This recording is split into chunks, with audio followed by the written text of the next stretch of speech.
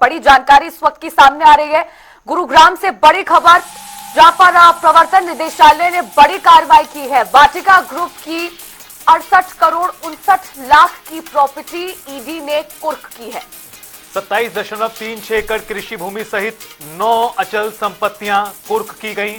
धन शोधन निवारण अधिनियम 2002 के तहत कार्रवाई की गई है। गौरतलब है कि 600 से भी ज्यादा निवेशकों के साथ धोखाधड़ी को अंजाम दिया गया था। ये आपको बता दें कि इस कंपनी ने निवेशकों को लुभाया और इन्वेस्टमेंट करने के लिए आकर्षित किया। हाई रिटर्न देने का वादा किया, लेकिन बाद में रिटर्न नहीं दिए। निवेशकों को लुभाया गया। साल 2001 का ये पूरा मामला है, जहां पर साल 2001 में अनिल भल्ला, गौतम भल्ला पर यह केस दर्ज हुआ था। एफआईआर दोनों के खिलाफ दर्ज हुई थी इस पूरे मामले में, जिसके बाद जांच पड़ताल शुरू हुई। वाटिका लिमिटेड के ये दोनों प्रमोटर्स हैं, अनिल भल्ला और गौतम भल्ला। 2000 से अधिक निवेशकों के करोड़ों रुपए ठगने का आरोप इन दोनों पर है।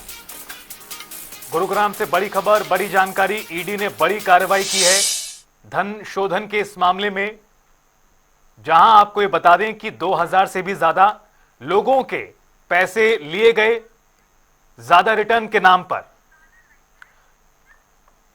और इस खबर पर ज्यादा बातचीत और जानकारी के लिए सीधा गुरुग्राम लेकर चलते हैं आपको, जहां हमारे संवाददाता आकाश खुराना हमारे साथ लाइव जुड़ गए हैं। आकाश, बेहद ही हैरान करने वाला मामला, जिस तरह से लोगों को ज्यादा रिटर्न का लालच देकर निवेश कराया गया और उसके बाद ये पूरी धोखाधड़ी को अंजाम दिया गया। लेकिन कई साल गुजरे, कार्रवाई हुई है अब। जी बिल्कुल, हरियाणा में ईडी की बड़ी कार्रवाई जो है वो देखने को मिली है। 15 जगहों पर ईडी ने जो है वो रेड की है। वाटिका ग्रुप और जो उनके प्रमोटर हैं उनके खिलाफ ये कार्रवाई जो है ईडी द्वारा की गई है। अभी तक की जांच में जो है वो ये सामने आया है कि 600 निवेशकों ने 248 करोड़ पे जो है वो निवेश किए थे और कंपनी की तरफ से कहा गया था कि अच्छा रिटर्न जो है वो उन्हें दिया जाएगा। लेकिन 2021 में ईडी ने इस पूरे मामले में जो है एफआईआर की थी।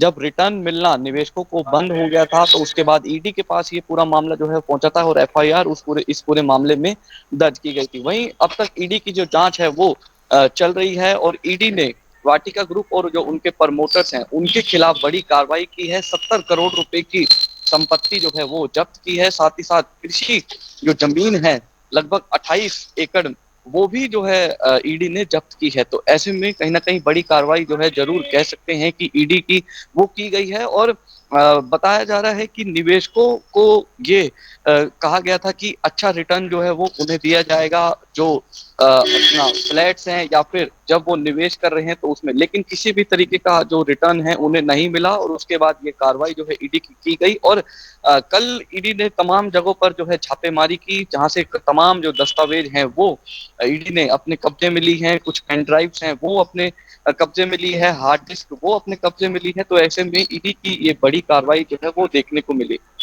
बिल्कुल आकाश, दो प्रमोटर्स इस कंपनी के हैं, गौतम भल्ला और अनिल भल्ला। इनके अलावा अभी तक कार्रवाई में कुछ सामने आया, इनके अलावा अभी कोई है ऐसे व्यक्ति जिसकी संलिप्तता इस मामले में है, जिन्होंने मिलकर इस पूरे मामले को अंजाम दिया और निवेशकों को ठगा है, या केवल दो ही प्रमोटर्स का नाम अभी तक इस पूरे मामले में शामिल है?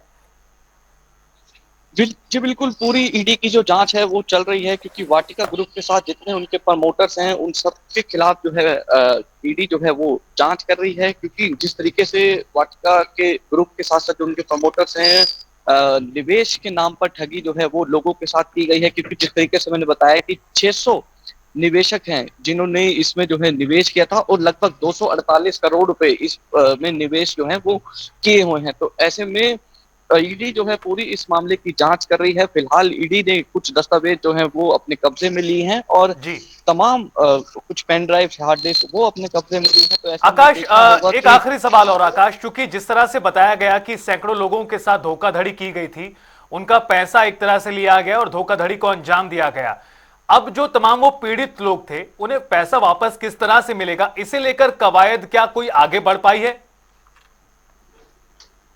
जी बिल्कुल, जो निवेशक है वो लगातार जिस तरीके से 2021 में जब ये एफआईआर ईडी ने जो है दर्ज की थी। उससे पहले भी कई बार जो प्रोटेस्ट है वो देखने को मिलता था लगातार।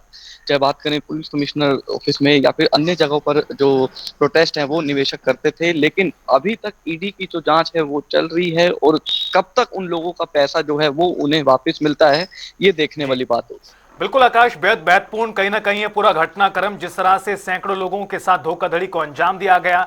और अब आखिरकार लोगों को कुछ उम्मीदें भी जरूर जगी होंगी जब इस मामले में एफआईआर के बाद आगे कार्रवाई बढ़ रही है। 68 करोड़ से ज्यादा की जो संपत्ति को कुर्क किया है प्रवर्तन निदेशालय ने। देखना ही होगा कि आगे और क्या कुछ एक्शन इस पूरे मामले में होता है। बहुत शुक्रिया आपका आकाश इस पूरी बातचीत और जानकारी के लिए।